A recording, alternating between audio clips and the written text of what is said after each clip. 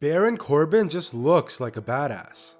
The Lone Wolf is quite the contrast to WWE's top superstars today, but that may be exactly what gets him to the top. Corbin has proved himself as a big man with big power and good quickness, which goes nicely with his high impact moveset. With him being pushed as a future main eventer, I thought it was a good time for Wrestling Origins Baron Corbin.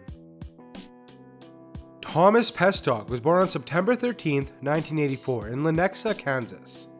He grew up watching wrestling with his father and was always a fan of the bigger superstars.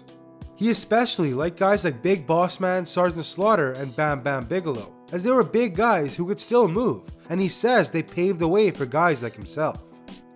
Like I mentioned, Tom grew up in Kansas in what's called Harley Race territory, and he loved watching his favorite superstars come through the area. However, Tom didn't go the route of some others who knew they wanted to be wrestlers from the beginning. Instead, he would take up football and land himself a scholarship at Northwest Missouri State University, a Division II school, where he played offensive guard. He was actually quite good, winning a pair of awards in 2007 and 2008. He would play on teams that won 4 consecutive national championships as well. After college, Tom tried going pro, but was undrafted in the 2009 NFL Draft. He would, however, sign with the Indianapolis Colts in April 2009, only to be released in September. He would get another shot though, signing with the Arizona Cardinals in early 2010, but after a scuffle with teammates where he began throwing uppercuts, he was released. The Cardinals would give him one more chance on the practice squad, but released him a year later in 2011. Hey, at least he became friends with Larry Fitzgerald, so that's a plus. You're probably thinking, why the hell was he throwing uppercuts? Well, alongside his football ambitions, Tom was an amateur boxer. Tom is a 3-time amateur Golden Gloves regional champion, and even competed in the National Tournament of Champions, but he would lose his second fight. On top of that, he's also competed in grappling competitions, namely Jiu-Jitsu. Though I can't say with 100% certainty why he didn't pursue boxing further, I'd have to assume that he wasn't quite good enough to go pro.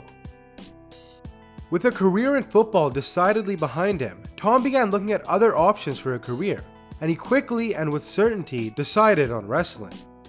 He says that everything else he had done up to that point was all to eventually land a shot in WWE. I'm not sure that I believe that, but I digress. With his childhood love for wrestling and athletics resume, WWE decided to give him a shot after he contacted them. In August of 2012, Tom Pestock signed with WWE and was sent to their developmental promotion NXT. There he was given the ring name of Baron Corbin, and would make his in-ring debut just a few months later on October 18, 2012, where he lost to Dante Dash. He would make his televised debut in May of 2013, where he lost to Damien Sandow. He would make a couple more appearances as enhancement talent as well. See, Corbin didn't have much personality when he debuted, and his only selling point was being a former NFL player, so WWE did the right thing and took him off the air to repackage him. When he returned in September of 2014, Corbin was rocking a slightly different look, more personality, and had improved quite a bit in the ring. It's worth noting that this bike and heavy metal enthusiast you see before you today isn't as much of a character as it is an extension of Tom himself. He would go on a tear, most notably defeating CJ Parker during a streak. His first real feud would be with Bull Dempsey, who was also undefeated at the time. The two would meet in January of 2015, where Corbin defeated Dempsey and broke his streak. With that win, Corbin would compete in an NXT Championship tournament, but would be eliminated by Adrian Neville in the semifinals, his first loss since his return. Moving to May, Corbin would turn heel after the crowd seemed to turn on him, and he would debut his new, cocky persona. After being called out by Rhino, Corbin would defeat him at NXT TakeOver Unstoppable. Corbin would next feud with Samoa Joe, with the two brawling on 2 occasions, but Joe would pick up the win at NXT TakeOver Brooklyn after Corbin refused to tap out. From there, Corbin would team up with former rival Rhino, attack and defeat Apollo Crews, and fail to become the #1 contender in a triple threat match involving Sami Zayn. Finally, he would attack and feud with the debuting Austin Aries before losing to him at NXT TakeOver Dallas. At WrestleMania 32, Baron Corbin would make his main roster debut by competing in the Andre the Giant Memorial Battle Royal, where he eliminated Kane to win. He would debut on Raw the next night and quickly began feuding with Dolph Ziggler. After a lengthy series of matches, attacks, and confrontations, the two settled their feud at Money in the Bank, where Baron defeated Dolph. In July, Baron Corbin was drafted to SmackDown as part of the 2016 WWE Draft. He would almost immediately attack and injure Kalisto before defeating Jack Swagger on more than one occasion. In November, Corbin was announced as a member of Team SmackDown for Survivor Series, but after being injured in storyline by Kalisto, he was replaced.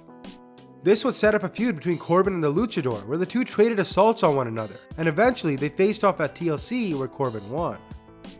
In late December, Baron Corbin competed for the WWE Championship in a triple threat match with Dolph Ziggler and AJ Styles, though he lost after Styles pinned Ziggler.